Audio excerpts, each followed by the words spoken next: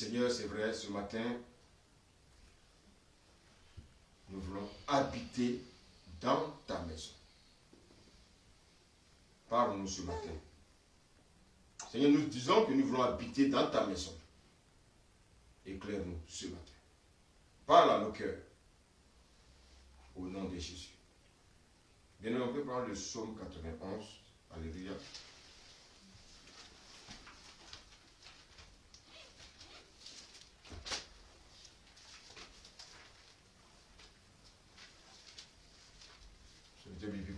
Peux-nous lire le verset 1, s'il te plaît? Celui qui demeure sous l'abri du Très-Haut repose à l'ombre du Tout-Puissant. Merci, serviteur. La Bible dit que celui qui demeure sous l'abri du Très-Haut repose à l'ombre du Tout-Puissant. Bien-aimé, cette parole est une promesse. Cette parole est une promesse. Celui qui demeure, ça veut dire quoi? Demeurer, c'est quoi? Habiter. Donc celui qui demeure, celui qui habite sous l'abri du Très-Haut. Regardez un abri. Celui qui demeure, celui qui s'assoit, bien aimé, repose à l'ombre du Tout-Puissant. Donc, pour qu'il y ait un repos, il faut s'asseoir. En fait, l'abri ici, c'est quoi? L'abri, c'est le lieu du Mashiach. C'est-à-dire le lieu de qui? Du Messie. Alléluia. Le Messie. Mais dans l'Ancien Testament, ce Messie-là, il est caché. Donc, vous voyez que tout l'Ancien Testament révèle le Messie. Tout l'Ancien Testament révèle Christ. Mais il est caché. Et c'est cette révélation qu'Israël n'a pas pu, bien aimé, percevoir. Vous voyez que les choses que Dieu a cachées à Israël, aujourd'hui, ces choses nous sont révélées. Donc, le Messie était caché dans l'Ancien Testament. Il n'était pas encore révélé.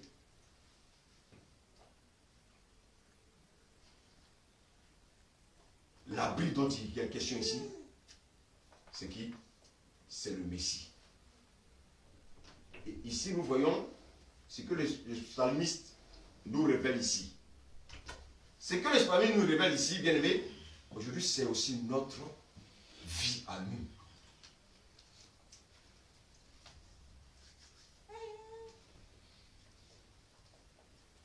Il dit que celui qui demeure sous l'abri du Très-Haut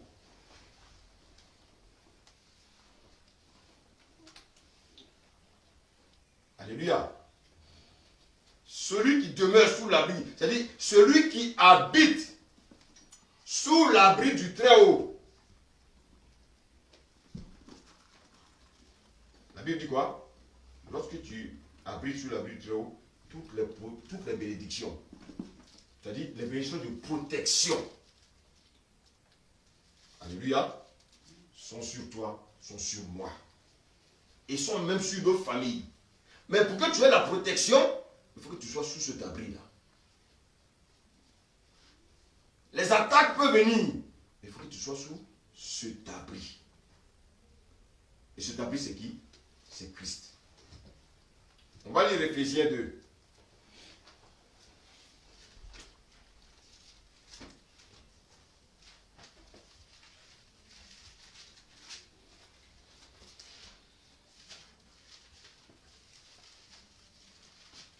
Éphésiens 2. On va lire à partir du verset 4.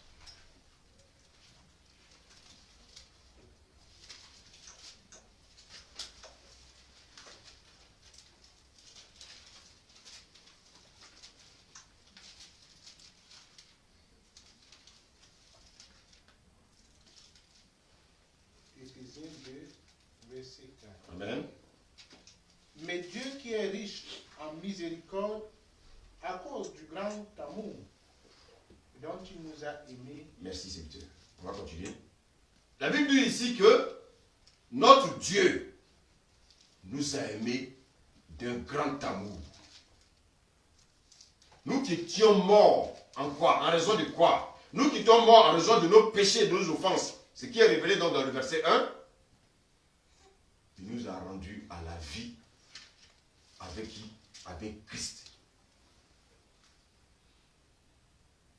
Et regardez bien ce qu'il nous dit au verset. On va revenir au verset tout à l'heure, mais regardez bien ce qu'il nous dit au verset. Toujours dans le même. Ce qu'il nous dit au verset 5, serviteur. Nous qui étions morts par nos offenses, nous a rendus à la vie avec Christ. Oui. Oui, continue. C'est par grâce. C'est par grâce que nous sommes sauvés. Que vous êtes sauvés. Que nous sommes sauvés. Vous voyez que nous n'avons aucun effort à faire. C'est par grâce que nous sommes sauvés. Mais bien avant, Dieu nous a d'abord aimés d'un grand amour. L'amour de Dieu n'a rien à voir avec souvent les sentiments des hommes. Voici pourquoi, bien aimé, un homme peut te décevoir. Mais Dieu ne te déçoit jamais. Parce que Dieu est rempli d'amour. Et son amour est grand. Et regardez bien, bien aimé, nous étions condamnés à cause de nos péchés, à cause de nos offenses. Nous étions condamnés. Mais la Bible dit, à cause de son grand amour, qu'est-ce qu'il va faire? Celui-là, qui est aujourd'hui notre abri, il va le livrer. Que toi et moi, aujourd'hui, nous soyons sous cet abri. Mais d'abord, il a fallu manifester quelque chose, bien aimé. Qu'un homme ne peut pas manifester l'amour de Dieu. Donc, vous voyez que, bien aimé, l'amour de Dieu a été démontré par le fait qu'il ait livré son fils. C'est pas l'amour. Oui, je vais acheter des cadeaux pour mes enfants, je les aime. Ça, c'est pas l'amour. L'amour, bien aimé, doit te pousser, bien aimé, à livrer quelque chose qui t'est cher. Il va livrer son fils unique. Afin que toi et moi nous aurions la vie, parce que nous étions morts. La Bible, nous étions morts par nos offenses. Nous étions morts. Mais qu'est-ce que le Seigneur va faire? Qu'est-ce que le Père va faire? Qu'est-ce que Dieu va faire? Pour nous démontrer qu'il nous aime. Il va livrer son Fils unique. Afin que toi et moi qui étions morts, nous soyons vivants. Nous voyons que la vie que nous avons aujourd'hui, bien aimé, il a fallu que quelqu'un paye pour toi et moi pour avoir cette vie-là. Et c'est pour ça que, bien aimé, ne devons pas mépriser l'œuvre que Christ a accomplie à la croix. C'est peut-être, tu peux me lire verset 6. Il nous a ressuscités ensemble et nous a fait asseoir ensemble dans les lieux célestes en Jésus-Christ. La Bible dit qu'il nous a fait asseoir ensemble. À quel moment? Quand Christ mourait à la croix, il mourait avec nous. Mourir avec nous, il mourait avec nos péchés. Il mourait avec nos offenses. Il mourait avec nos maladies. Il mourait avec nos mauvais comportements. Il mourait avec nos cœurs qui n'étaient pas affermis. Il mourait avec tout ça. À sa résurrection, il a ressuscité avec toi et moi en même temps. Alléluia. Nous sommes ressuscités avec Christ. Nous sommes ressuscités avec lui. Bien-aimé, c'est pas un bonheur ça. Non seulement ressuscité avec lui, mais il nous a fait asseoir. Où? Il nous a fait asseoir où? Avec lui, dans les lieux célestes. En Jésus-Christ, comme le dit la Bible ici. Il nous a fait asseoir ensemble. Écoutez-moi bien, il ne nous a pas sauvés, il ne nous a pas ressuscités pour nous dire, bon, maintenant faites comme vous voulez. Non, il a dit, mais les enfants, asseyez-vous avec moi. Soyez sous mon abri.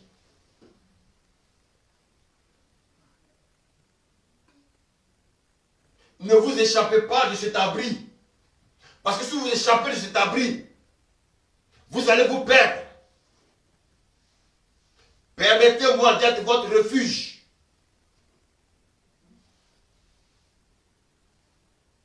Jésus veut être notre refuge. Ne vous éparpillez pas. Soyez là, dans ma présence. Je veux être votre refuge. Il nous a réservé un lieu, un abri où nous sommes en sécurité. Ne vous échappez pas de ce lieu.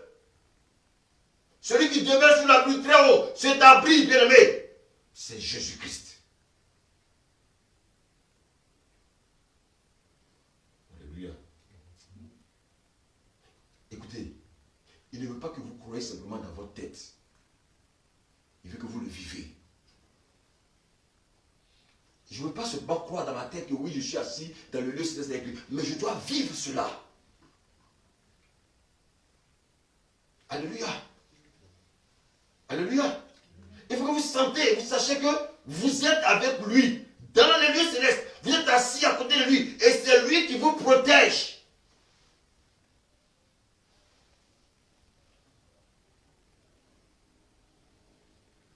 Afin que chaque jour, quand vous vous levez, vous dites, Père, je te remercie. Je te remercie parce que tu m'as protégé de tels dangers. Je te remercie de m'avoir permis d'utiliser ce lieu. Je te remercie, Seigneur, d'être mon abri. Parce que je ne peux pas avoir un autre abri sûr que toi.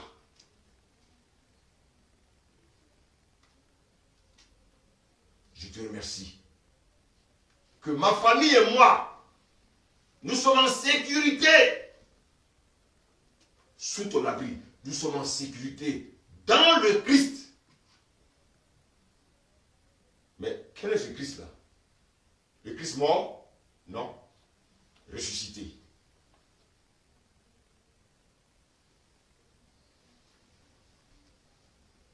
Et si je suis sous l'abri de Christ, cela signifie quoi en fait?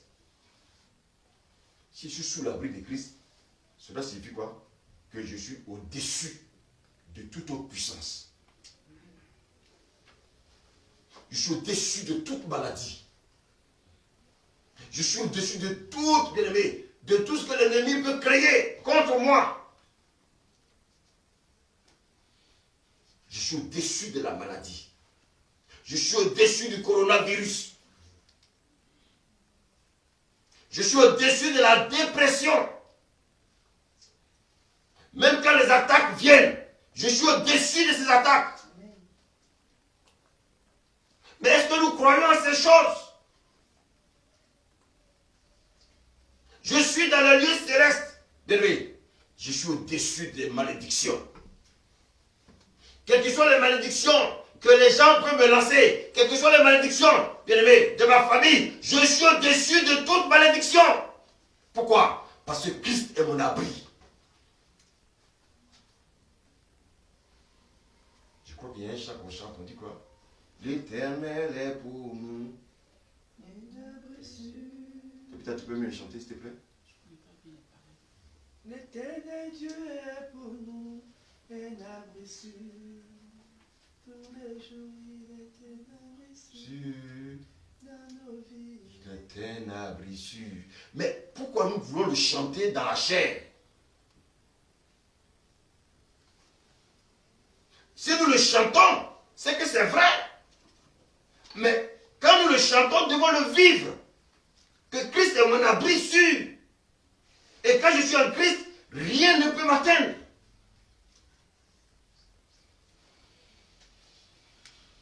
Alléluia.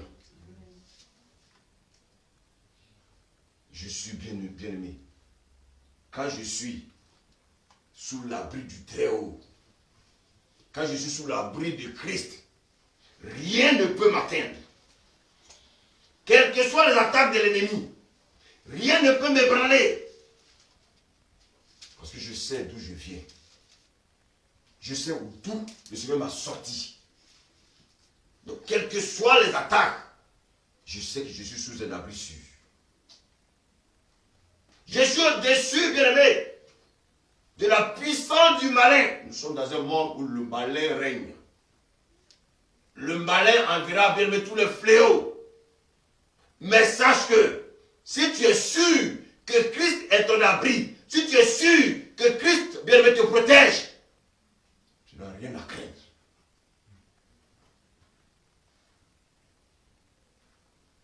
Alléluia.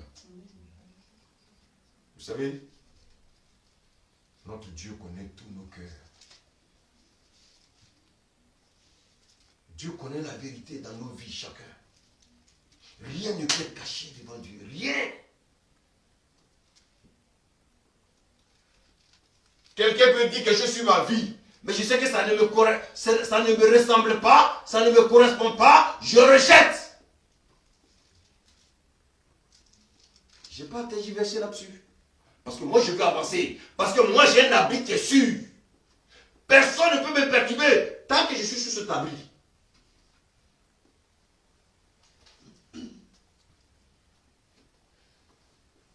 Regardez bien. Christ dit qu'il dit quand il ressuscitait, je ressuscitais avec lui. Toi aussi tu ressuscitais avec lui. Et il t'a fait asseoir dans les lieux célestes en Christ. C'est-à-dire, il est ton abri. Mais comment on peut l'expliquer? Regardez bien. Mon corps est où actuellement?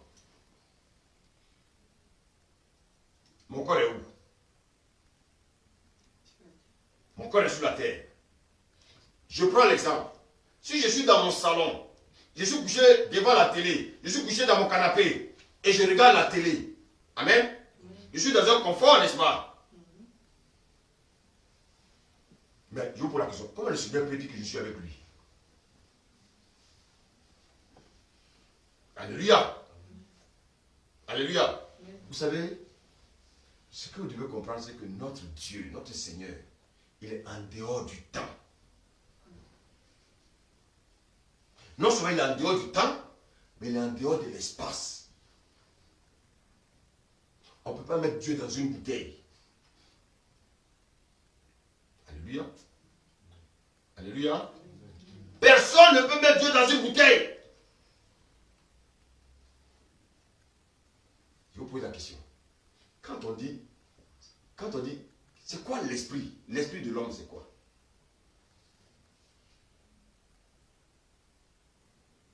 L'esprit, c'est quoi? On dit oui, ça c'est un homme, mon esprit. Oui, mon corps est composé d'un esprit, d'un corps et d'une âme. Mais c'est quoi l'esprit? L'esprit n'est qu'une substance.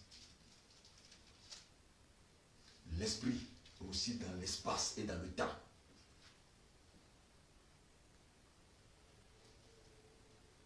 Alléluia. On ne peut pas, voici pourquoi on ne peut pas limiter Christ. Donc je ne peux pas aussi limiter mon esprit. Si mon esprit est avec Christ, comment tu peux limiter mon esprit qui est avec Christ? Et donc quand il y a une situation où tu t'excites, c'est parce que tu es dans la chair. On n'a pas à s'exciter. Quand tu sais que tu es assis dans le lieu céleste avec Christ, comment tu peux t'exciter? Alléluia. Alléluia. Et comme Christ, il est en dehors de l'esprit, il est en dehors de l'espace, il est en dehors du temps, voici pourquoi, bien aimé, il peut mourir à la croix, il peut prendre tes péchés, il peut prendre tes maladies et puis mourir. Parce qu'il est en dehors du temps. Il est en dehors de l'espace. Alléluia. Si vous ne comprenez pas ces choses, mais les gens vont vous tromper.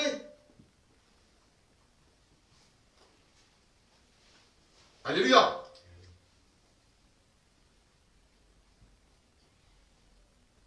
Christ, il a pris le péché de qui?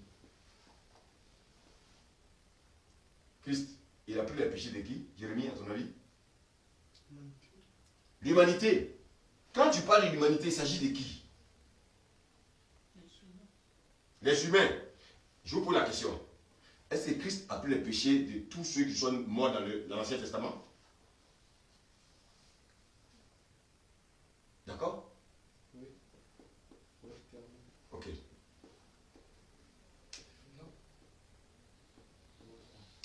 Et la sœur Hélène, actuellement elle atteint un bébé.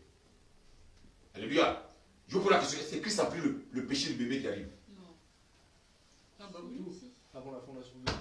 C'est pour ça qu'on ne peut pas le cadrer. Il a pris le péché de toute l'humanité. On dit quoi? Que Christ a été créé avant là. L'agneau immolé. Donc s'il a été créé avant la fondation du monde, et que le monde est créé, que l'homme pêche, c'est-à-dire que le péché de l'homme a été déjà fait quoi?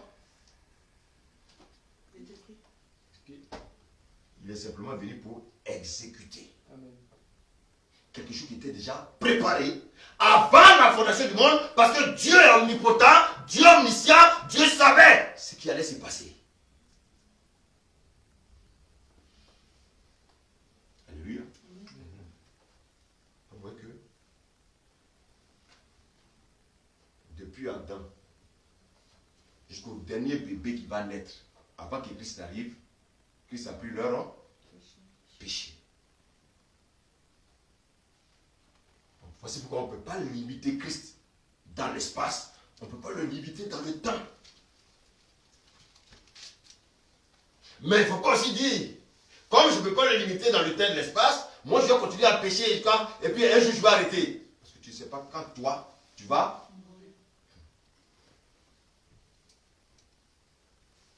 C'est pour ça qu'on annonce l'évangile aux gens.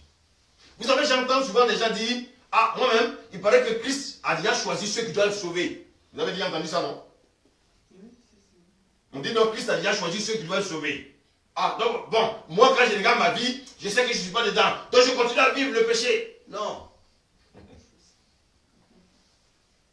Tu peux être même sauvé à la place de quelqu'un qui dort dans l'église. Est-ce qu'on me comprend ce matin? Quelqu'un qui est dans les boîtes de nuit, qui vit une vie de péché dans le monde là, il peut être sauvé, puis quelqu'un qui dort dans l'église peut être perdu. Vous savez pourquoi? Parce que c'est une question de cœur sincère et de vrai. Lui dans le monde, il est ignorant. Il ne sait pas ce qui se passe. Toi, tu es dans l'église, tu dis que tu connais la parole, mais tu refuses de mettre cette parole en pratique. Le jour où il va entendre l'évangile, il va se mettre, bien aimé, en ordre. Alléluia.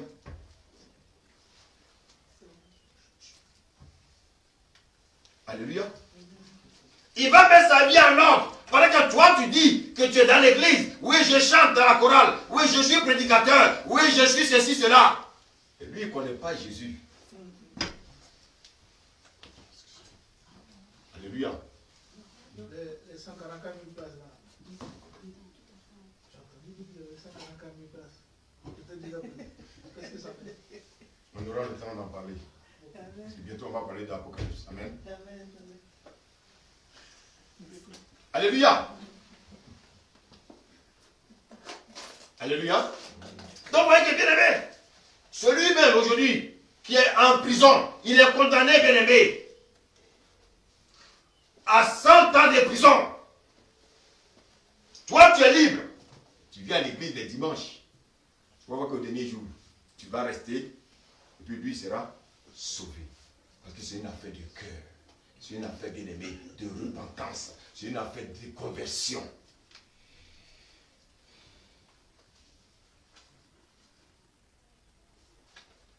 gens me disent, mais de quoi il parle? Moi, je suis toujours à l'église. Je chante les chants. Je suis dans la grande chorale. Mais il ne sait pas que j'ai été converti depuis 30 ans. Mais je connais les versets par cœur. Frère, ce n'est pas ça. Il ne s'agit pas de ça. Il s'agit des cœurs convertis. Donc celui qui est dans la prison, bien aimé, il peut avoir une communion avec le Seigneur. Bien aimé, il peut avoir sa Bible. Communion avec le Seigneur. Dans sa prison, il s'est repenti. Seigneur, je te demande pardon. Là que j'ai posé, vraiment, je vais te donner mon cœur. C'est Dieu qui connaît les cœurs. C'est Dieu qui sonde nos cœurs et nos reins. Dieu, en sondant son cœur, il a vu la sincérité. Toi, tu es assis dans l'église. Bien aimé, ton cœur n'est pas sincère. Tu es dans la fausseté. Et tu espères quoi? Chrétien. Et c'est pour ça que, bien aimé, je viens de vous dire que depuis Adam jusqu'au dernier bébé qui va naître, nous avons tous la grâce d'être sauvés. Par le moyen de la foi. Donc ça veut dire quoi? Nous devons tous mettre notre confiance en Christ. Écoutez-moi bien, si celui qui est dans la prison, il a mis sa confiance en Christ, Dieu sait que même s'il sort de la prison, c'est quelqu'un qui sera en contact avec lui. Sincère. Vous voulez pas qu'ils soient sauvés? Les deux brigands qui étaient sur la croix, ils étaient dans une église. Le Seigneur qui détecte les cœurs qui sont sincères. Ce n'est pas nous. Nous, on peut être assis ici et puis faire semblant. On peut être assis ici, au lieu de s'intéresser à l'essentiel. C'est au chou qui nous intéresse. Et souvent, on veut même juger à la place de Dieu. On veut condamner les autres à la place de Dieu. Alors que souvent, nous-mêmes, on n'est pas propre. Laissons Dieu faire son travail. Nous aussi, faisons notre travail. Notre travail, c'est de quoi? C'est de pratiquer la parole. Notre travail, c'est quoi? C'est de vivre dans la sanctification. Pas autre chose.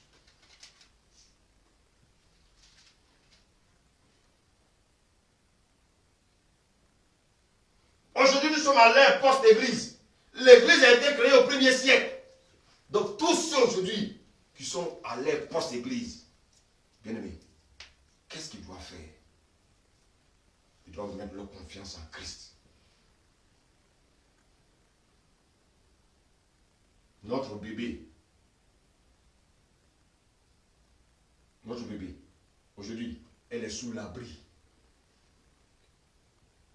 Quand elle va avoir l'âge de conscience, alléluia, elle ne sera plus sous l'abri. C'est à elle de choisir maintenant. Notre Dieu, il est juste. À l'âge de la conscience, lorsqu'elle saura ce que c'est que le péché, elle sait ce qui c'est que ceci, cela, ça veut dire que maintenant, elle peut accepter Christ. Seigneur, je vais te donner ma vie. Ah, viens sous mon abri. Viens sous mon abri. Aujourd'hui, les bébés sont sous l'abri. Quelqu'un me posait la question, mais quand les bébés meurent, oui, mais un bébé, c'est un bébé. Un bébé, il n'a jamais péché. Un bébé, il est dans l'innocence. Comme Adam avant son péché. Alléluia. Alléluia. Christ est mort pour nos péchés. Vous savez pourquoi? Parce que la croix est en dehors de l'espace. La croix est en dehors aussi du temps. Ça veut dire quoi? Nous continuons à vivre la croix. La croix, ça se passe maintenant où? À l'intérieur de nous. Ce n'est pas une croix physique sur laquelle. Donc aujourd'hui, cette croix, elle est à l'intérieur de nous.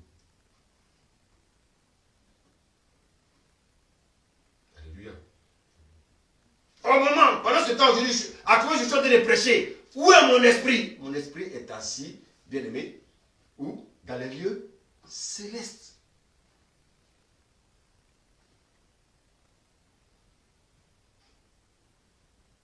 Donc en fait, quand je dis, Jérémie, ton esprit, en fait, c'est quoi ton esprit? Hein? Ton esprit, en fait, c'est toi.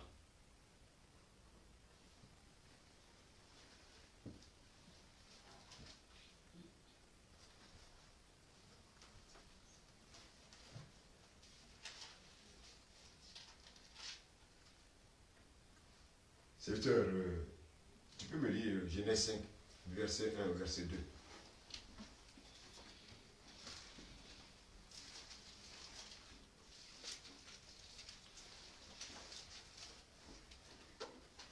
Voici le livre de la postérité d'Adam. Lorsque Dieu créa l'homme, il le fit à la ressemblance de Dieu. Il créa l'homme et la femme.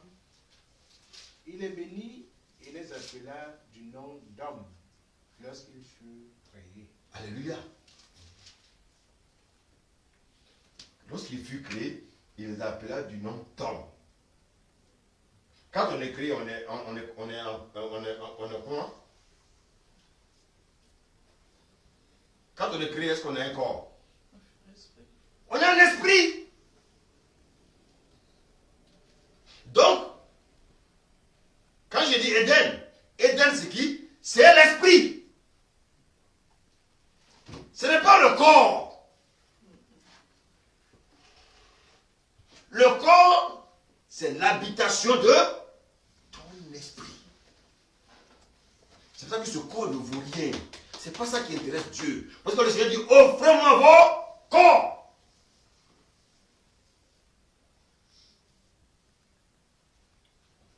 Alléluia. Alléluia. L'homme est tripartite, n'est-ce pas? L'homme a un esprit. Quoi encore? Une âme et... Ok. Alléluia. Dieu est en trois. Alléluia. Trois personnalités. Lesquelles? Père, Fils, Saint-Esprit. Et la Bible dit que Dieu nous a créés à son image. Alléluia. Parce que nous sommes tripartites. Trois parties. Donc, le vrai nous est en esprit.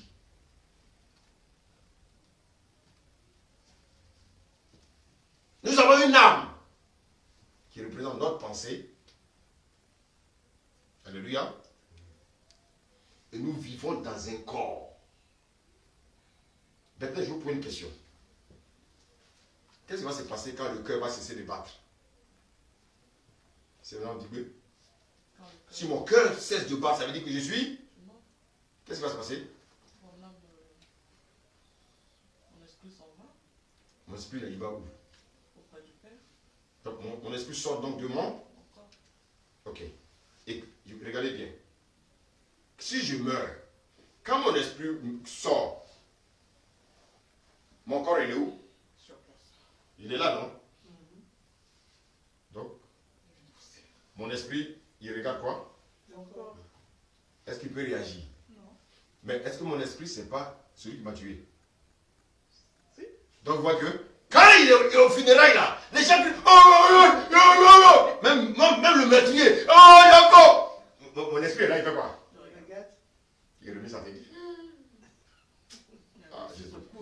Ah, là, je ne peux plus parler là. Alléluia. Donc le corps est couché. Tu vois ton corps. Tu vois les gens qui sont venus au funérailles. Tu vois même tes assassins. Mais tu ne peux rien.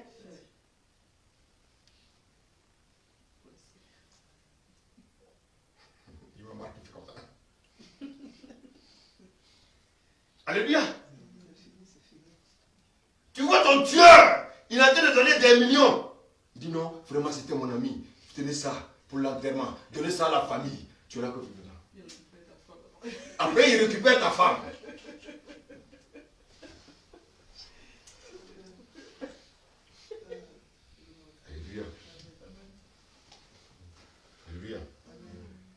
voyez le corps, mais ne pouvez plus communiquer.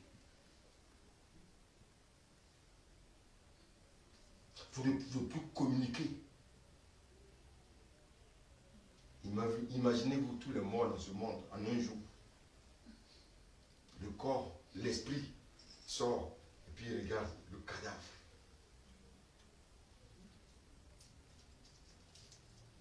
Alléluia. Il voit sa femme en train de pleurer. Il voit ses enfants en train de pleurer. Il ne peut rien. L'assassin là, il ne peut pas dire c'est lui l'assassin. C'est le travail de la police. Alléluia. Vous êtes maintenant hors du corps. Maintenant, la question que je voulais vous poser. Est-ce que le Seigneur, quand vous sortez du corps, est-ce que vous êtes vêtu ou vous êtes dévêtu? On a vêtu. On n'a pas vêtu. On est esprit, donc on passe à Oui, voir. on passe à vêtu. On est nu. On est nu, on n'a pas de vêtements. Le corps reste toujours habillé. Non. On est Qu'est-ce que le nu. Seigneur a dit Avant, le jour de la résurrection? Qu'est-ce qu'il a dit? on sera vêtu de vêtements. Glorieux. Donc, quel que soit ce que je vais devenir, il va me... Vêtir. Mais ce vêtement sera un vêtement glorieux. Ça veut dire qu'avec ce vêtement-là, tu peux maintenant traverser le mur.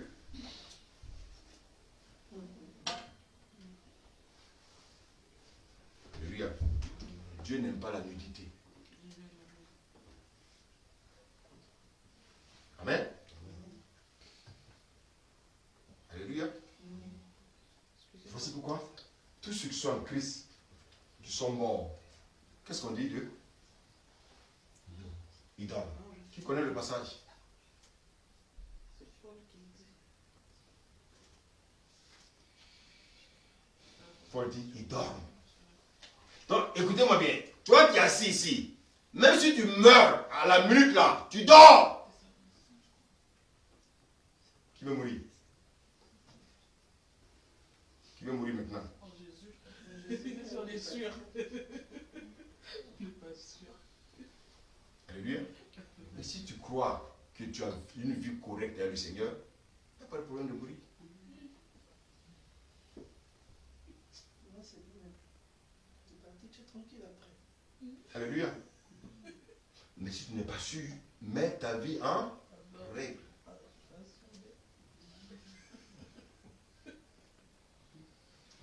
Alléluia. Quand vous sortez de ce corps-là, vous êtes plus vivant.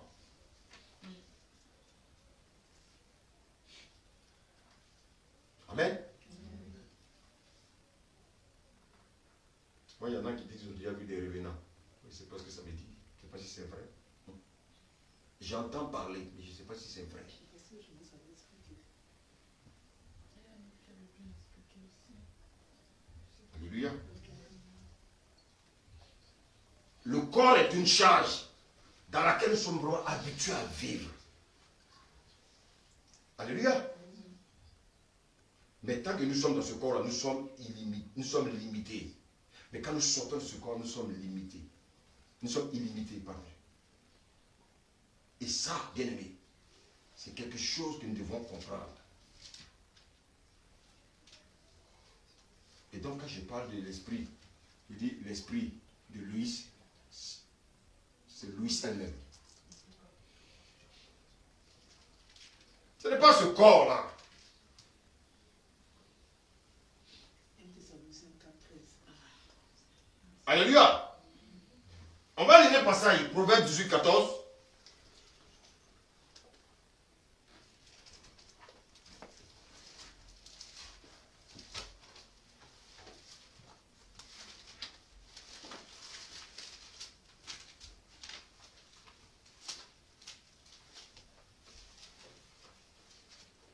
L'esprit de l'homme le soutient dans la maladie, mais l'esprit abattu qui le relèvera. Merci, serviteur. L'esprit de l'homme soutient dans la maladie. Quand on votre problème de maladie, vous voyez le mot générique maladie, quelle que soit la maladie. Quand tu es malade, je sais dire que c'est ton esprit qui te soutient. Alléluia. Mais quand il parle de soutenir, il s'agit de quoi? En fait, c'est notre esprit qui nous protège de notre maladie.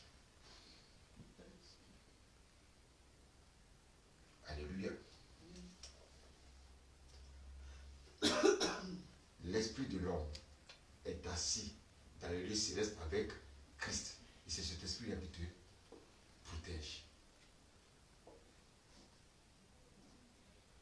Et voilà pourquoi le Seigneur va nous expliquer, quelle que soit la situation que tu traverses, quelle doit être ton attitude. Alléluia. Alléluia. Oui. Je laisse en fait, on parle d'esprit. Mais quand un autre esprit, en dehors de l'esprit de Dieu, vient habiter en nous, il est lié à notre esprit ou il est lié à notre âme? Je laisse savoir. Normalement, quand quelqu'un a l'esprit de Dieu, est-ce qu'un autre esprit normal doit venir habiter là? Non.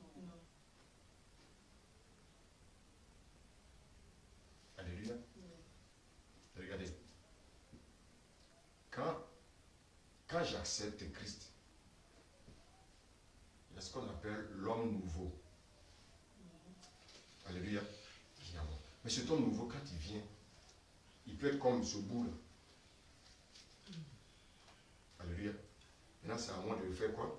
De le faire grandir. Jusqu'à ce qu'il prenne la forme de tout mon corps. Ça dépend de moi. Maintenant, si je ne veux pas grandir, alléluia, comment je peux faire grandir l'esprit? L'homme nouveau, comment je peux le faire grandir? C'est la parole, la méditation, la communion avec le Seigneur. Mais si je ne vis pas cette vie-là, qu'est-ce que j'attends de Dieu? À un moment donné, je vais entendre une autre voix. Je ne médite pas, je n'ai pas une vie de méditation, je n'ai rien. Et puis j'entends seulement des voix. Quelle voix qui veut me parler? Le géant. Et c'est pour ça que bien nous devons faire attention. Donc, l'homme, quand vous lisez Éphésiens 4, la Bible dit quoi? Que nous recevons, les 4 ministères ont été faits pour nous enseigner, pour que nous atteignions le perfectionnement d'aide. Pour atteindre quoi? La statue parfaite de Christ. Il y a une statue que nous devons atteindre. Mais c'est un restant bébé spirituel? Non. Mais est-ce que nous avons vraiment le temps pour devenir comme ces statues parfaites de Christ? Excusez-moi. Oui, vas-y. Je voudrais savoir si je comprends bien quelque chose par rapport à ça. On dit que le Seigneur a répandu son esprit sur nous. Nous, son esprit à la base, il a répandu son esprit sur nous. Donc, étant né de nouveau, notre esprit est connecté avec le sien. C'est ça? Oui. Notre esprit est connecté avec les siens. Nous devenons, et c'est où nous devenons enfants de Dieu parce que nous sommes connectés avec Son esprit, notre esprit fait un. Okay. Maintenant, cet esprit-là qui est là, il doit grandir. Oui. C'est là maintenant qu'il y a le combat. Alléluia. Maintenant que, écoutez, j'étais un homme charnel, j'étais dans le monde. Maintenant, je suis connecté maintenant à Christ. Ça veut dire quoi? Je ne dois plus rester maintenant par terre. Alléluia. Alléluia. Je dois faire quoi? Je dois grandir. Je dois chercher à être affermi. Mais pour que je sois affermi, je dois me déconnecter du naturel et d'être maintenant en lien avec le surnaturel.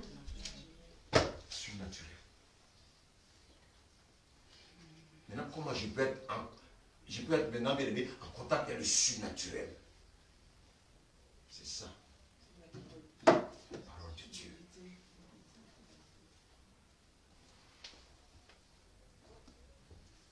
Alléluia. Qu'est-ce qui fait la différence entre nous et les féticheurs dans les villages? Les voyants. Qu'est-ce qui fait la différence?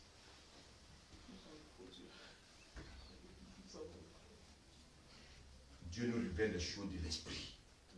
Pas son esprit. Eux, qui leur révèlent quoi? Ce qu'on leur révèle là-bas, ce n'est pas les choses de Dieu. Alléluia. On leur révèle des choses bizarres. Comment on va faire pour tuer tel frère? Comment on va faire pour rendre l'autre malade? Comment on va rendre l'autre pauvre? Donc vous voyez que nous sommes dans deux mondes spirituels. C'est-à-dire, le monde de Satan est appelé le spirit. Alléluia. Et le monde de Dieu est appelé le monde spirituel. Il ne faut pas confondre les deux. Alléluia. Et c'est ça le combat de tous les jours. Bien aimé, sachez que ce n'est pas une tâche facile. Il faut aider les gens à grandir. Parce que nous sommes dans un monde où, bien aimé, tu ne peux pas savoir le cœur de celui qui est en face de toi. Tu ne peux pas savoir le cœur du frère ou de la soeur qui est en face de toi. Bien aimé, toi tu vas croire lui faire du bien. Mais la personne va prendre ça en mal. Et c'est pour ça, nous devons tous discerner l'esprit.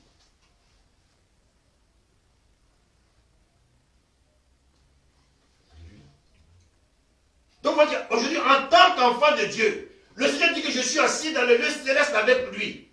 Qu'est-ce que cela veut dire? Donc, bien, tout ce que je dois faire maintenant, je dois rechercher le surnaturel.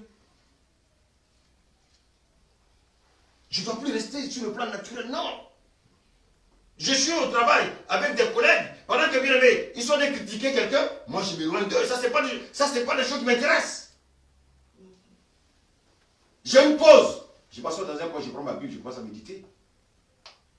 Au lieu de passer mon temps avec des païens en train de critiquer, passer mon temps avec des païens pour parler des choses terrestres, je me mets à l'écart. Même si je n'ai pas ma Bible, je rumine. Alléluia. Alléluia. Donc, bien aimé, vous voyez que pour être un homme surnaturel, je dois maintenant apprendre à me lever au-dessus des situations. Et ça, c'est ça qui est difficile avec les chrétiens. Les chrétiens veulent rester là, au bord, là. Non, bien aimé, à un certain moment, il faut qu'on apprenne à grandir. Il faut qu'on... Tu es connecté au Saint-Esprit, parle avec lui.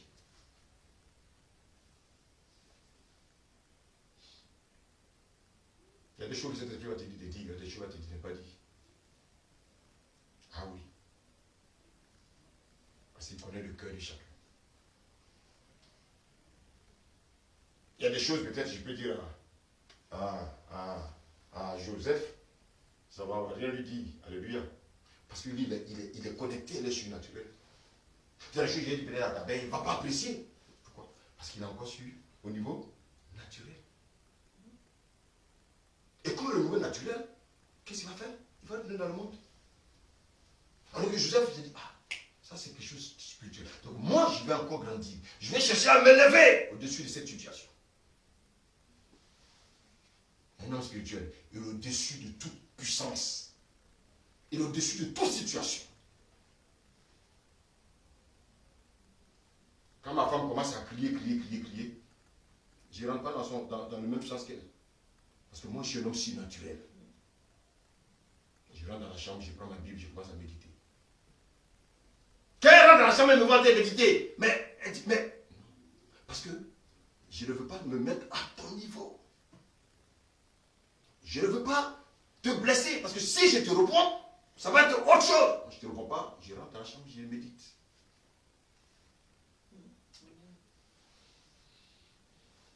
Tu cries, j'écris. Quelle sera la finalité?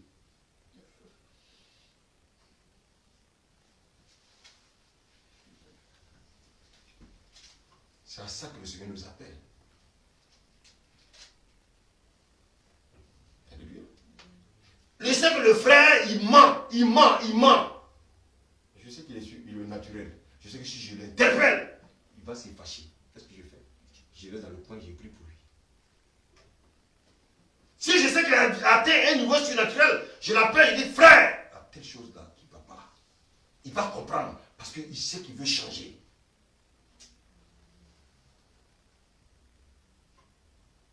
Vous croyez que c'est facile d'interpeller les gens? Vous croyez que c'est facile de dire à quelqu'un, voici, Frère, il faut être préparé.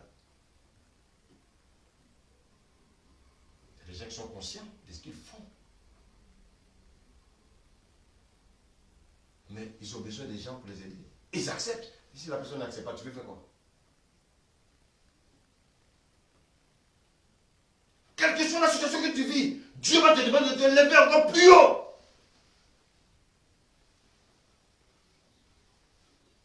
Alléluia. Alléluia. Quand le Seigneur te demande de te lever, ça veut dire que tu n'es plus au stade physique, tu es maintenant au stade du surnaturel. Regardez, on va prendre Cantique des Cantiques, s'il vous plaît. C'est un passage que je lis rarement. Cantique des Cantiques, c'est avant quel passage?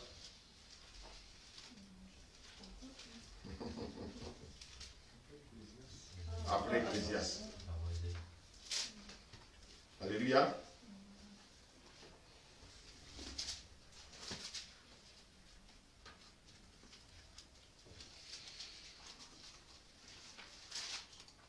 Donc, Cantique des Cantiques, chapitre 2, à partir du verset 14.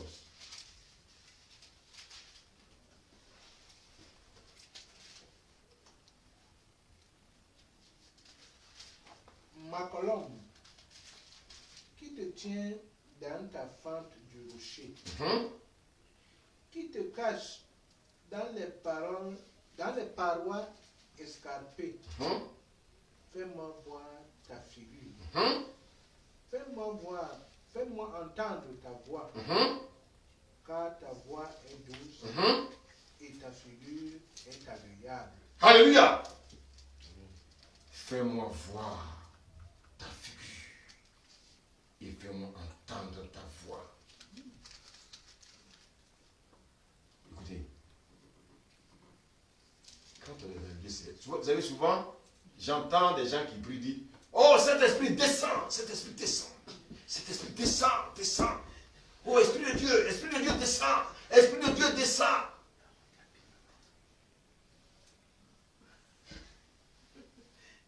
Alléluia. Est-ce que nous, en tant que chrétiens, on doit demander au Saint-Esprit de descendre?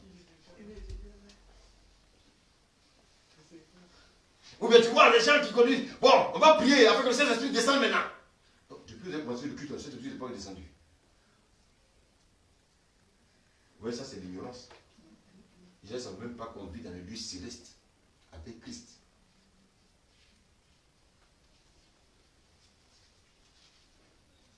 Vous savez, regardez, les païens ne connaissent pas Dieu. Quand ils prient, ils regardent où? Au ciel. Parce qu'ils pensent que Dieu est où? Il y a des chrétiens parmi nous qui font la même chose. Jérémie, il est à côté de toi. Alléluia. Oui, quand je suis en train d'ouvrir ma bouche pour mentir, il est là. C'est pour ça qu'à un moment, je suis bizarre, parce qu'il est attristé.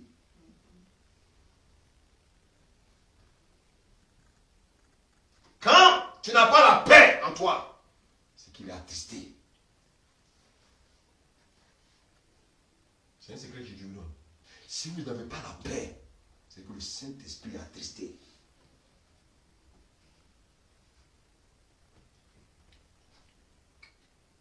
Alléluia. Saint-Esprit descend, il est là. Il est là. Il va aller où? Mais il dit que, la Bible quoi? Il dit que nous avons été scellés le jour de notre.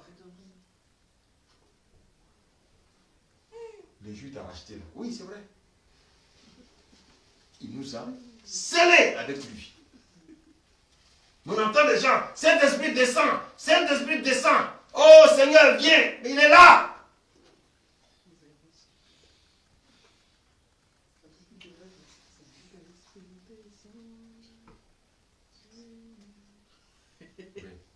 Il y a un chant que souvent j'entends souvent. Tu vois, quand on fredonne, c'est bien, mais tout est faux.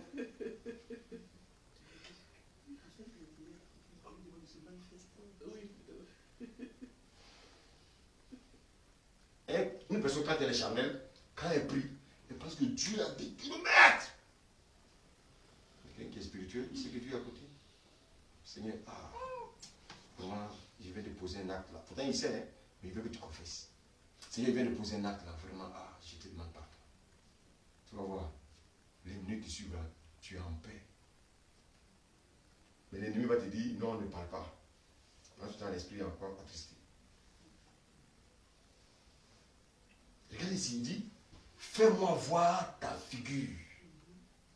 Et fais-moi entendre ta voix. Alléluia. Vous savez, quand on monte à un certain niveau où on est dans le surnaturel, cette expression-là, c'est ça la prière. Tu es dans une situation où tu dis, Seigneur, je veux maintenant t'entendre. Je veux voir ton visage. Quand il parle de je veux voir ton visage, est-ce que c'est un visage physique qu'il veut voir?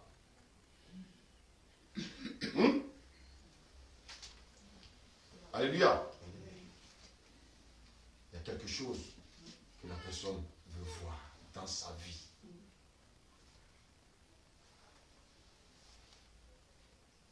Seigneur, je veux le mariage. Le jour du mariage, tu as vu Dieu. Il a répondu à ta prière. Fais-moi voir ta figure.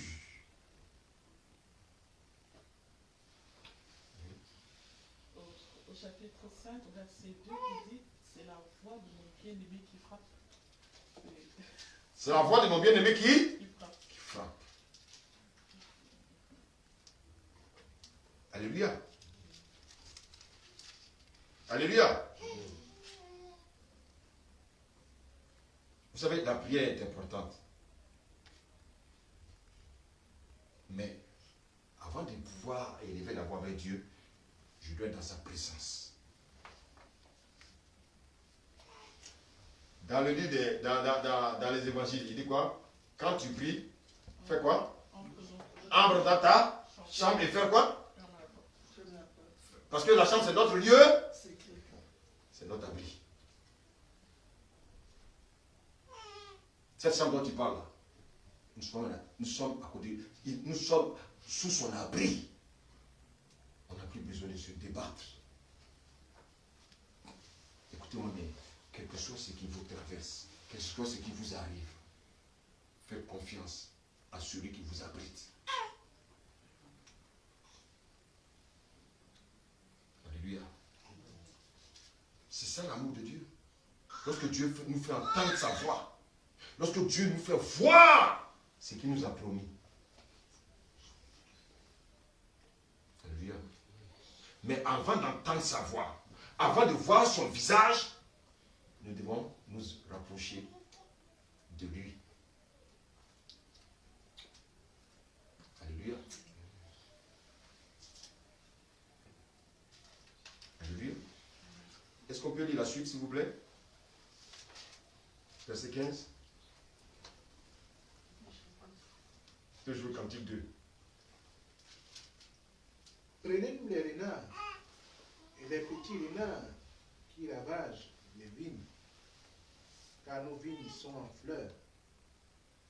Mon bien-aimé est à moi et je suis à lui.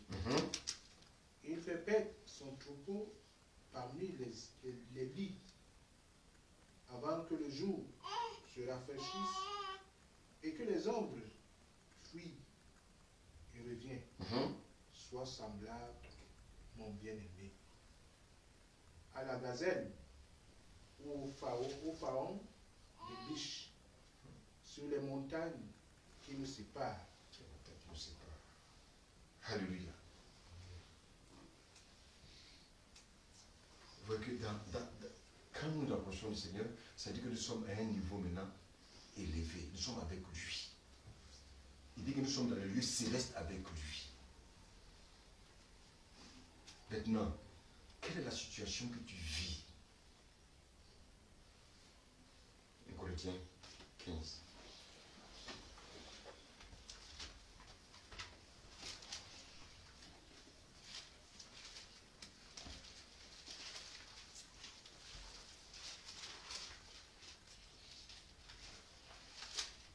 On va dire verset 25.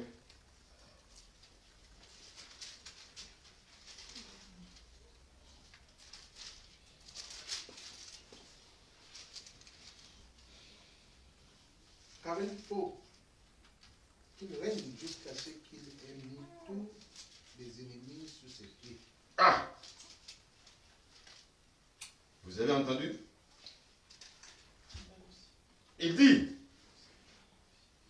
car il faut qu'il règne jusqu'à ce qu'il ait mis tous les ennemis sous ses pieds. Vous savez qui peut être ton ennemi? Qui sont vos ennemis?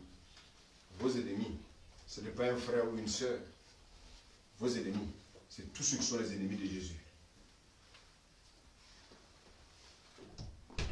Tous ceux qui sont ennemis de Jésus sont vos ennemis.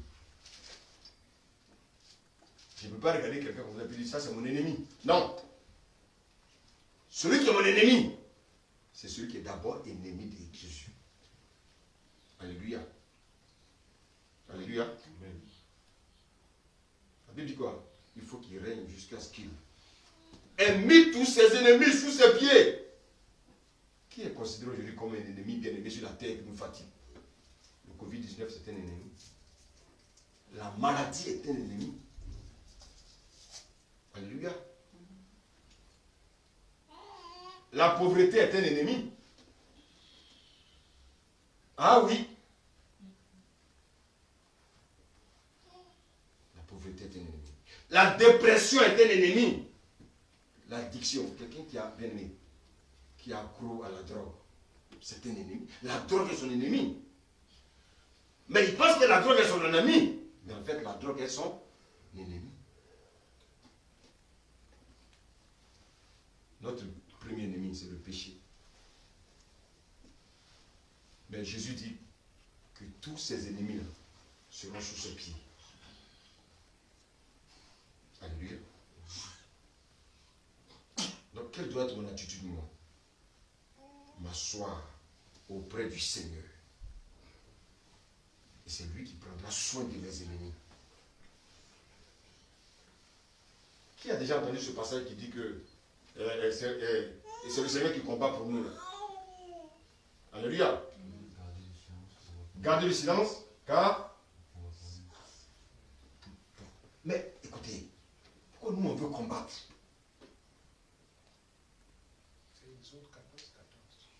Exode 14, 14, avant la traversée de la mer Rouge. Il dit gardez le silence, car l'Éternel combat pour vous. Ça veut dire quoi? Ça veut dire que, quelle que soit la situation que je traverse, moi je suis sûr. Pourquoi je ne dois pas combattre? Parce que je suis sous l'abri.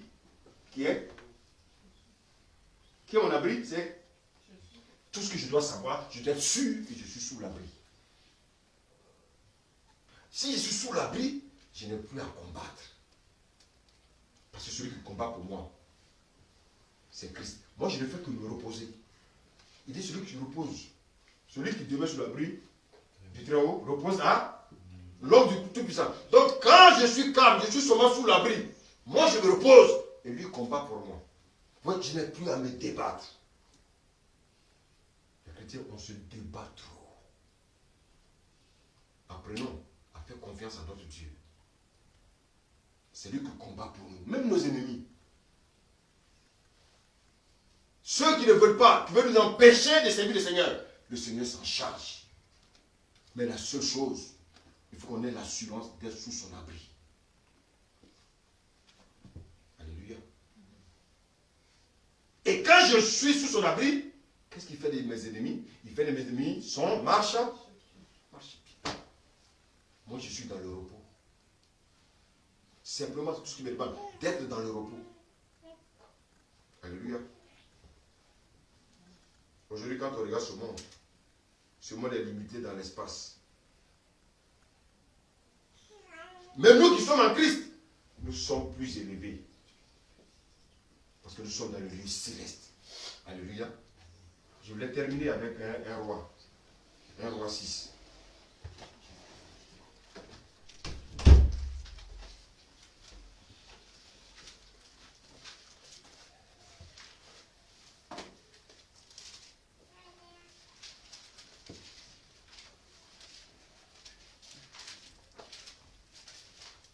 Un roi 6, à partir du verset 6.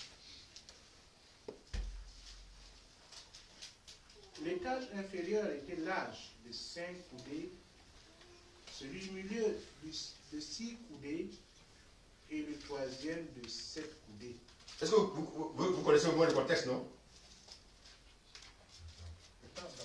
La construction du temple de Jérusalem. Construit par qui? David. C'est David qui a construit? Salomon. Merci. Continue, serviteur.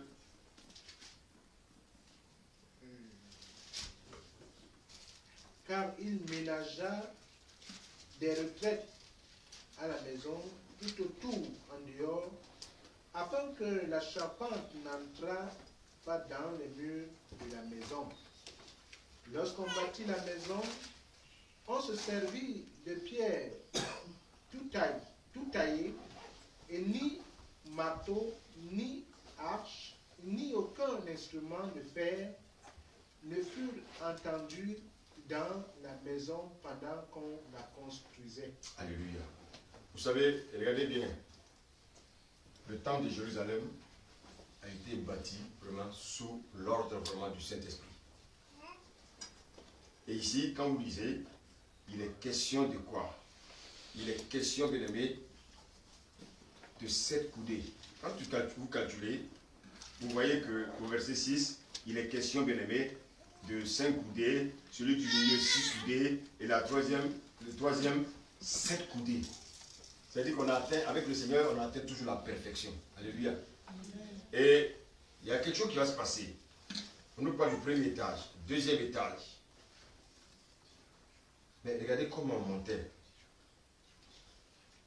Du premier étage pour arriver au deuxième étage, du deuxième étage pour arriver à l'étage supérieur. Regardez comment on montait. Lis le verset 8. L'entrée des chambres de l'étage inférieur était au côté droit de la maison. On montait à l'étage du milieu par un escalier tournant et de l'étage du milieu au troisième. Alléluia. Qui a déjà pris un escalier tournant? Tu sais ce que c'est qu'un escalier tournant? Souvent, dans les espèces au milieu, puis ça. Souvent à Paris, il y a. Les vieux bâtiments. Oui, les bâtiments. Quand on rentre dedans. Mais souvent, il y a aussi des escaliers qui sont quoi? Qui sont droits. Je vous pose la question. Quand on prend un escalier tournant et l'escalier droit, qui est plus rapide?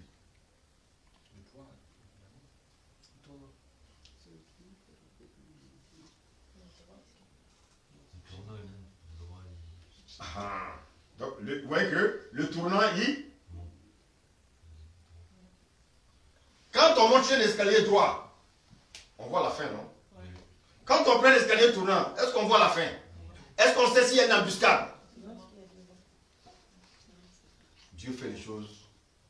Notre Dieu est mystérieux. Pourquoi on nous parle ici d'escalier tournant? C'est-à-dire que celui qui monte là, il monte par la foi. Il monte par. D'abord, c'est grand, après, ça vient petit. Voilà. Celui qui monte là, il monte par la foi. Parce qu'en fait, il ne sait pas la fin de la chose. Celui qui voit l'escalier droit, il voit la fin. Mais celui qui prend l'escalier tournant, il ne voit pas la fin. Donc vous voyez qu'en toute chose, Dieu va nous demander de marcher par la foi. Alléluia. Maintenant, regardez bien.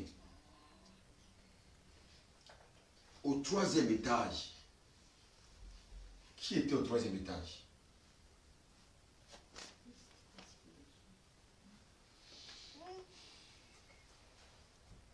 Au troisième étage, c'est là-bas, bien aimé, que se reposaient les serviteurs, les sacrificateurs. C'était un lieu de repos. C'est là-bas que les gens se laissaient inspirer par le Saint-Esprit. Alléluia. Et donc, vous voyez que, en fait, ce que Dieu demande simplement à ses serviteurs, c'est d'être dans son repos. Regardez, qui ne traverse pas des situations difficiles?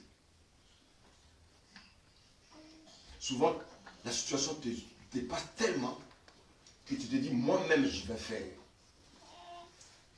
Ce que tu vas faire là, ça va réussir. Ça peut réussir, hein?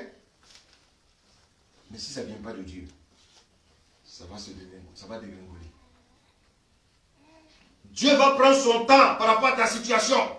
Mais c'est une situation qui est sûre pour toi. Dieu ne va jamais nous montrer la fin. Et c'est pour ça que l'escalier tournant, on ne voit pas la fin. L'escalier droit, on voit la fin. L'escalier tournant, on ne voit pas la fin. C'est pour ça que Dieu nous demande d'apprendre à marcher avec lui par la foi. Dieu veut que nous soyons dans son repos. C'est-à-dire que nous mettons notre confiance en lui. Et quelle que soit la situation, lui, Dieu, nous donnera une issue. On peut atteindre une situation, ça a perdu. On se dit, mais qu'est-ce qui se passe? Mais les gens viennent, ça marche pour eux. Mais qu'est-ce qui se passe? Il y en a qui vont prendre bien mais des demi-tours. Non. Le Seigneur te demande simplement d'être dans son repos. Et dans le repos de Dieu, c'est quoi? C'est d'être assis en Christ dans les lieux célestes. Alléluia. Alléluia. C'est Marc 14.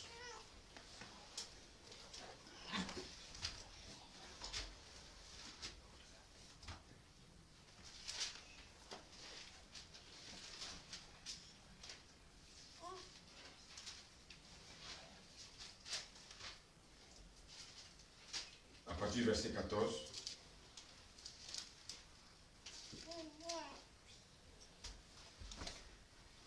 Quelque part qu'il entre, dites au maître de la maison. Le maître dit, où est le lieu où je mangerai la Pâque avec mes disciples? Et il vous montrera une grande chambre haute, meublée et toute prête. C'est là que vous préparerez la Pâque.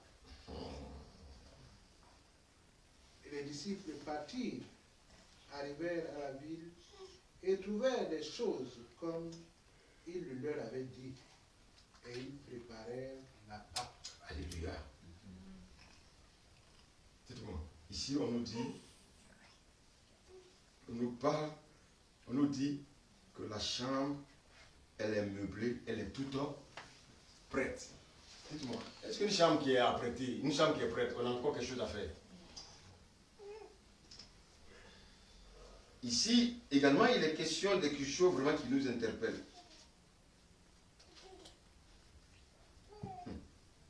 Quand on lit au verset 13, on dit, et il envoya 2 disciples et leur dit, allez à la ville, vous rencontrerez un homme portant une cruche d'eau.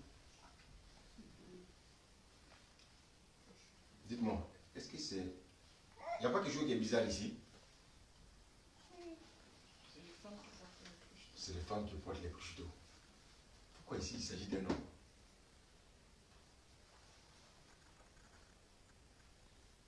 Alléluia. Qui nous a amené l'esprit?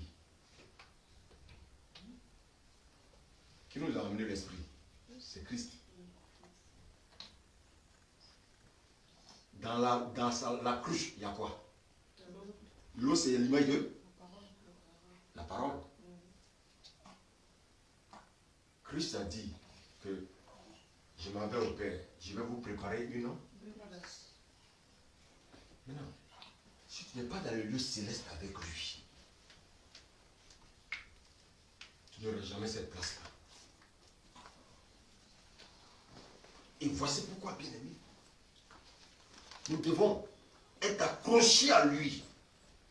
Il dit que ça va préparer une place pour toi et moi. Et surtout, nous et nos familles.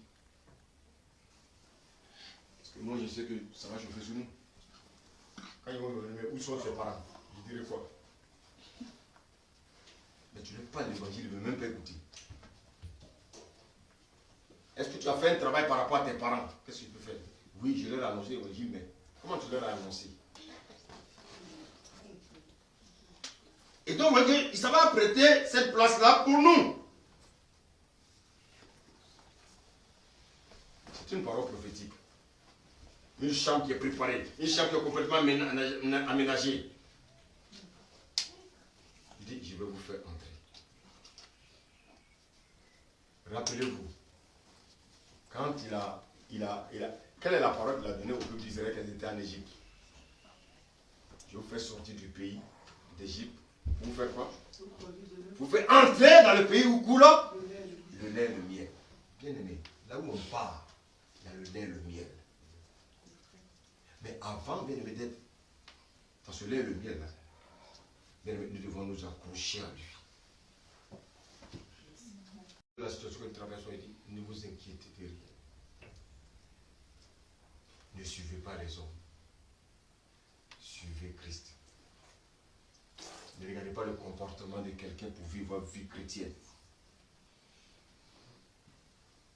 Regardez à Christ. Et sans cela, c'est lui qui va vous montrer le vrai chemin. Bien aimé, tout ce qu'on fait dans la présence de Dieu, tout ce qu'on fait dans la maison de Dieu, rien n'est perdu avec Dieu. La seule chose qu'il nous demande, c'est d'être sûr qu'on est vraiment à côté de lui. C'est que c'est lui qui nous abrite. Parce que si on n'est pas sûr que c'est lui qui nous abrite, pour peu de mouvements, on va s'éloigner de sa présence. Vous savez que l'ennemi est très fort pour nous disperser. L'ennemi est très fort pour éloigner les enfants de la présence de Dieu. Voici pourquoi, bien aimé, quel que soit ce qui se passe, il va te dire ceci. Ne t'inquiète pas de ce que tu vas boire. Ne t'inquiète pas de ce que tu vas manger. Chaque jour suffit sa peine. Il faut que tu aies la tranquillité. Il faut que ton esprit soit tranquille. Dieu ne veut pas que tu regardes la fin. Il veut que tu sois de jour en jour avec lui jusqu'à ce que tu vois ta fin. Ce qu'il a réservé pour toi, il veut te prendre par la main, te conduire à ce que tu vois cette chose-là. Il y en a qui veulent voir d'abord. Non, Dieu ne fonctionne pas comme ça. Dieu te tient par la main jusqu'à ce que tu vois ce qu'il a réservé pour toi. Parce que s'il te montre déjà ce qu'il a réservé pour toi, c'est qu'il n'est plus Dieu. Alléluia. Il a simplement dit à Joseph qu'il allait être élevé. Mais Joseph ne savait jamais qu'il allait devenir premier ministre. Il ne savait jamais qu'il allait devenir gouverneur. Il savait simplement, bien aimé, si Dieu me dit, mon fils, je vais t'élever, mais il va m'élever en quoi? Il m'a simplement donné une piste. Mais cette piste, pour que je puisse devenir gouverneur, il faut que je sois assis sous l'abri du très haut. Parce que si je ne suis pas assis sous l'abri du très haut, ce que le Seigneur a réservé pour moi va m'échapper. Alléluia. La Bible nous dit que quand les gens prenaient l'escalier, ils montaient par la foi. Parce que, écoutez-moi bien, un escalier qui est droit, on peut la monter 10 fois sans tomber. Mais un escalier qui est rond, tournant, tu peux peut-être tomber au moins une fois. Je vous pose la question, surtout si c'est dans le noir, tu peux tomber. Et tu ne sais même pas qui t'attend devant. C'est comme ça que Dieu veut que nous marchions avec lui. Nous ne savons pas ce qui nous attend. Mais lui, quand tu nous tiens par la main, on est sûr de notre destination. Sur la ligne droite, tu vas marcher sur lui, mais tu ne sais même pas où tu vas. Mais si quelqu'un te tient par la main, même quand tu ne vois pas où il t'emmène, il ne va pas te le remettre dans la main, bien aimé, d'un monstre. Il va te remettre, bien aimé, dans un lieu sûr. Et c'est pour ça que dans Galates, il nous demande de marcher par l'esprit. Et donc, marcher par l'esprit, c'est simplement marcher par la foi. Et vous verrez accomplir ce que le Seigneur a réservé pour vous. Alléluia. Alléluia. Amen. Il dit quoi? Mais pendant que nous sommes en train de marcher, on aura des ennemis. Mais il dit, il fera de tes ennemis son marche-pied. Et vous aurez la victoire sur eux. Et ce n'est pas vous qui combattez, c'est lui qui combat pour vous. Bien aimé, notre Dieu est un Dieu merveilleux. Je vais lire Romains 4.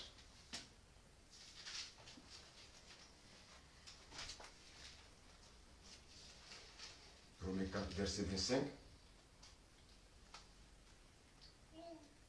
La Bible dit que, bon, verset 24, c'est encore à cause de nous à qui cela sera imputé. à nous qui croyons en celui qui a ressuscité des morts. Ça, c'est la résurrection d'entre les morts. Donc, celui qui a ressuscité des morts, Jésus-Christ, notre Sauveur, notre Seigneur, lequel a été livré pour nos offenses et ressuscité pour notre justification. Vous voyez que nous avons été déclarés justes.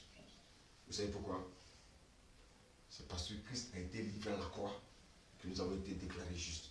Pas parce que nous avons posé des actes, pas parce que nous avons fait des choses importantes, mais simplement parce que nous avons simplement cru à l'œuvre qui s'est accomplie à la croix. Regardez bien la croix, qu'est-ce qu'il a fait? Il a pris nos péchés. Mais il n'a pas pris simplement nos péchés, il a pris nos problèmes aussi. Il a pris nos situations, il a pris nos maladies.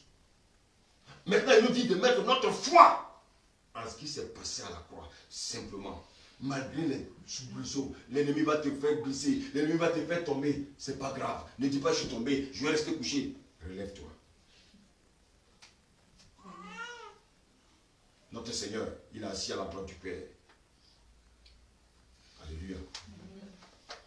Mais est-ce qu'il est assis à la droite du Père, il y a encore les péchés sur nous? Les péchés ont disparu. Maintenant, comment l'ennemi va faire maintenant pour que tu pêches? C'est simplement en te faisant marcher par la chair. Tu vas dire des choses, tu vas te dire pécher. Tu sais comment l'ennemi est malin? Il ne peut plus te faire pécher. C'est fini.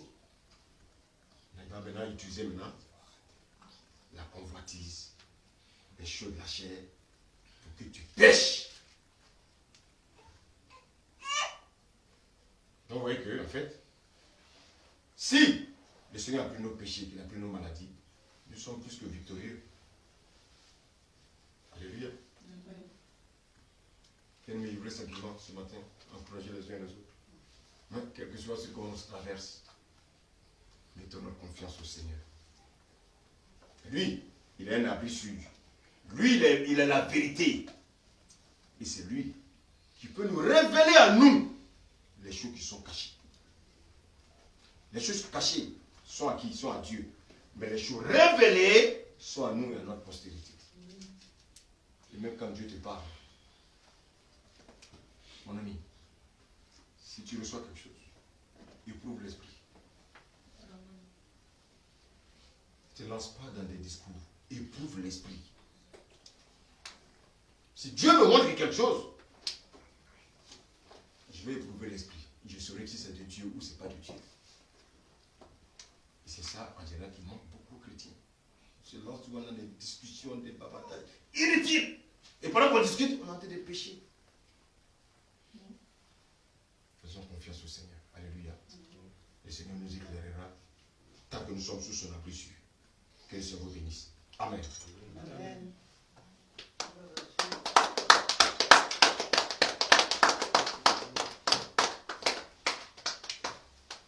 On va prier, s'il vous plaît.